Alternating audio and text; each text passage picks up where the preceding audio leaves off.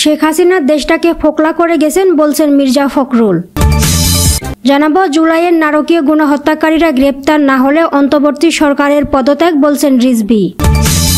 আরও জানাবো ঢাকা শান্তিতে না থাকলে দিল্লিও শান্তিতে থাকতে পারবে না বলছেন হাবিবুল নবী। জানাবো যুক্তরাষ্ট্রের আদালতে বিচারককে গুলি করে হত্যা। আরও জানাবো সাবেক মন্ত্রী ও এমপিদের বিরুদ্ধে 750 মামলা। এবং সর্বশেষ জানাবো ফিরব কিনা জানি না শামীম ওসমানের ভিডিও ভাইরাল। শুনছিলেন সংবাদ শিরোনাম, এবারে বিস্তারিত। তার আগে অনুরোধ থাকবে আমাদের চ্যানেলটি সাবস্ক্রাইব করে পাশে থাকা বেল আইকনটি ক্লিক করুন। শেখ হাসিনা দেশটাকে ফোকলা করে গেছেন বলছেন মির্জা ফখরুল। বিএনপির মহাসচিব মির্জা ফখরুল ইসলাম আলমগীর বলেছেন, শেখ হাসিনা ও আওয়ামী লীগ সরকার দেশটাকে ফোকলা করে দিয়ে গেছে। তারা ক্ষমতায় টিকে থাকার জন্য শাপলা চত্বরে কোমলমতি শিশুদের এবং গত 4 ও 5 আগস্ট বৈষম্য বিরোধী ছাত্র আন্দোলনকারীদের পাখির মতো গুলি করে হত্যা করেছেন। মির্জা ফখরুল বলেন, আওয়ামী লীগ আজকে ক্ষমতা ছেড়ে চলে গেছে। তারা দেশের সব সম্পদ শেষ করে দিয়ে গেছে। ব্যাংক সহ সব টাকা তারা লুট করেছে।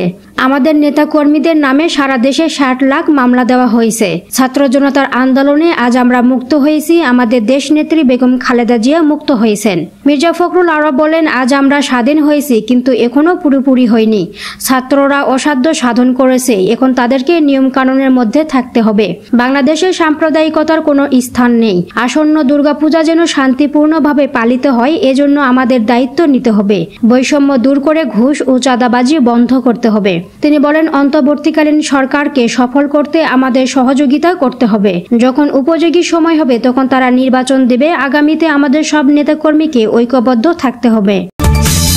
জুলাইয়ের নারকীয় গণহত্যাকারীরা গ্রেপ্তার না হলে অন্তর্বর্তী সরকারের পদত্যাগ বলছেন রিজভী।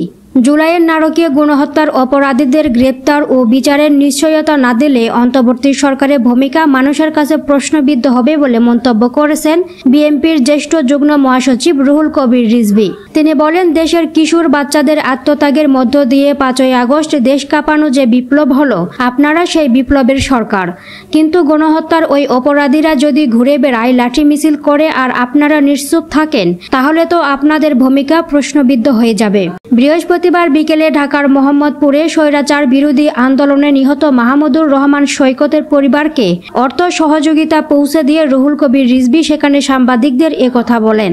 আমরা বিএনপির পরিবার এ ব্যানারে অর্থ সহায়তা দেওয়ার এ কর্মসূচি আয়োজন করা হয়। রিজভী বলেন, অন্তর্বর্তীকালীন সরকারের প্রতি সবার সমর্থন আছে, কিন্তু কাজের গতি যদি অত্যন্ত নিম্ন গতির হয় তাহলে এদেশের মানুষের কাছে আপনারা দিনের পর দিন প্রশ্নবিদ্ধ হয়ে পড়বেন। ইউনুস গুডউইল বলে একটা কথা আছে। ইউনুস গুডউইলের আমরা প্রতিফলন দেখতে চাই। সেই প্রতিফলন শুধু আন্তর্জাতিক দাতা সংস্থা থেকে নয়, আইনের শাসন কায়েম করে জুলাইয়ের সব হত্যাকারী ও অপরাধীদের দ্রুত গ্রেপ্তার ও বিচারের নিশ্চয়তা প্রদান না করলে অন্তর্বর্তীকালীন সরকারের ভূমিকা মানুষের কাছে ম্লান হয়ে যাবে। মাহমুদুর রহমান সৈকতের আত্মত্যাগের উল্লেখ করে রিজভী বলেন, তারা রক্ত দিয়ে আমাদের মুক্ত বাতাসে নিয়ে এসেছে। সৈকতের মৃত্যুর ঘটনায় তার পিতা মামলা করেছেন। পুলিশ এখনো কাউকে গ্রেপ্তার করতে পারেনি। পারবেই বা কি করে? পুলিশের অধিকাংশ কর্মকর্তা ছিলেন ভয়ঙ্কর দুরাচারী সরকারের দোসর। তা না হলে সৈকতের গুলি করে হত্যাকারী এসআই শাহরিয়ার গ্রেপ্তার হতো। ঢাকা শান্তিতে না থাকলে দিল্লিও শান্তিতে থাকতে পারবে না বলছেন হাবিবুল নবী। বিএনপির যুগ্ম মহাসচিব হাবিবুল নবী খান সোহেল বলেন, গণতন্ত্র প্রতিষ্ঠার চলমান আন্দোলনে আমরা বিজয়ের খুব কাছাকাছি আছি, আর একটু বাকি। আশা করছি আমাদের ভারপ্রাপ্ত চেয়ারম্যানের দিক নির্দেশনায় জনগণকে সাথে নিয়ে এই রাস্তাটুকু সফলভাবে অতিক্রম করব। তিনি বলেন, আমরা অনেকবার বলেছিলাম তত্ত্বাবধায়ক সরকার দেন। শেখ হাসিনাকে বলেছিলাম আমাদের কথা শোনেন, কিন্তু আমাদের কথা শুনলেন না। তিনি শুনলেন দাদা বাবুদের কথা। যদি আমাদের কথা শুনতেন তাহলে জনগণের এত ক্ষোভ হতো না, এভাবে পালাতে হতো না। এখন বলেন নাকি সীমান্তের ওপারেই আছি। আরে আসেন না। আওয়ামী লীগের নেতাকর্মীদের উদ্দেশ্যে তিনি বলেন, যে দলের নেতারা কর্মীদের রেখে পালিয়ে যায় সেই দল কইরেন না। আর একটি কথা বলতে চাই, যারা তাকে আশ্রয় দিয়েছেন তারা মাত্র 15 দিনে 900 নিরপরাধ মানুষকে হত্যা করেছে। বিএনপি নেতাকর্মীদের হত্যা করেছে, গুম করেছে। এই সিরিয়াল কিলার শেখ হাসিনাকে যারা আশ্রয় দিয়েছেন, ফোনও দিয়েছেন, কান পেতে শুনে রাখেন। যদি ঢাকা শান্তিতে না থাকে, দিল্লিও শান্তিতে থাকতে পারবে না। কিভাবে তা করতে হয় আমরা তা ভালো করেই জানি। যুক্তরাষ্ট্রের আদালতে বিচারককে গুলি করে হত্যা। যুক্তরাষ্ট্রের কেন্টাকিতে এক বিচারককে প্রকাশ্যে কয়েক রাউন্ড গুলি করে হত্যা করা হয়েছে। বৃহস্পতিবার কেন্টাকির লেচার কান্ট্রি কোর্ট হাউসে এই গুলির ঘটনা ঘটে।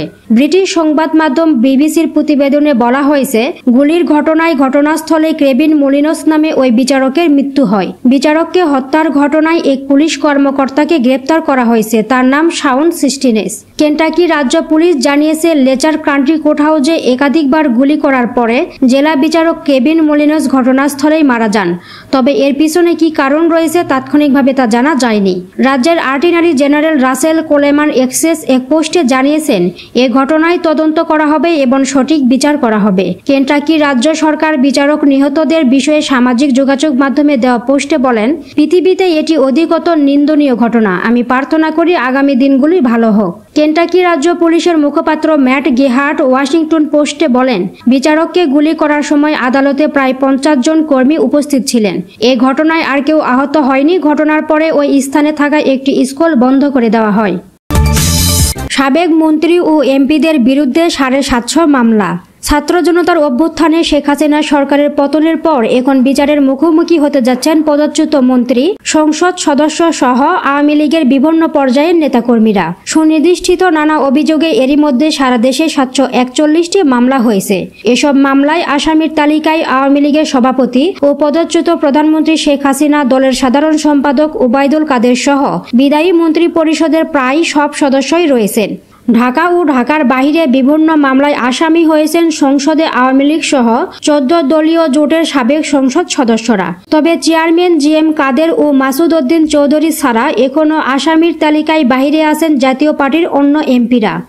বিভিন্ন মামলায় সাবেক মন্ত্রী, এমপি, আওয়ামী লীগ ও এর অঙ্গ সংগঠনের গুরুত্বপূর্ণ নেতা এবং শীর্ষ স্থানীয় পেশাজীবীদের নাম উল্লেখ ছাড়াও বিপুল সংখ্যক নেতাকর্মীকে অজ্ঞাত আসামি করা হয়েছে। ছাত্র আন্দোলনে হামলা ও গুলি চালিয়ে হত্যা কিংবা গণহত্যার অভিযোগ ছাড়াও অনেকের নামে হত্যা চেষ্টা, অর্থ পাচার, অবৈধ সম্পদ অর্জন ও বিস্ফোরক আইনে মামলা দায়ের করা হয়েছে।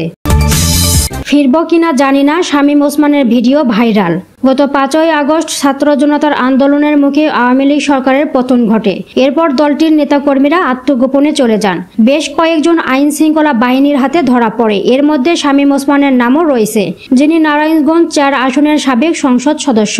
সংবাদ মাধ্যমে বলা হয়, শামীম ওসমানকে ভারতের দিল্লিতে নিজামুদ্দিন আউলিয়ার মাজারে দেখা গেছে।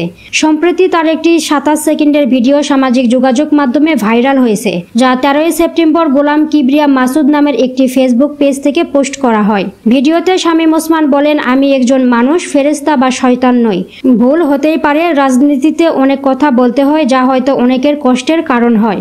আমি সকলের কাছে হাত জোড় করে ক্ষমা চাচ্ছি। ফিরব কিনা জানি না, আপনারা দোয়া করবেন। সংবাদ মাধ্যম সূত্রে জানা যায়, 2023 সালের 23শে সেপ্টেম্বর নারায়ণগঞ্জ কেন্দ্রীয় কবরস্থানে পরিবারের কবর জিয়ারত শেষে তিনি সর্বসাধারণের কাছে ক্ষমা প্রার্থনা করেন এবং 24শে সেপ্টেম্বর ওমরা করতে যান। অর্থাৎ শামীম ওসমানের ভাইরাল ভিডিওটি প্রায় 1 বছরের পুরনো। তবে কমেন্ট বক্সে অনেকেই সাম্প্রতিক ঘটনা ভেবে মন্তব্য করছেন। যেমন আলী আকবর মন্তব্য করেছেন, ক্ষমতা থাকতে এসব কথা বলেন না, আজ বলছেন আবার ক্ষমতায় আসার জন্য।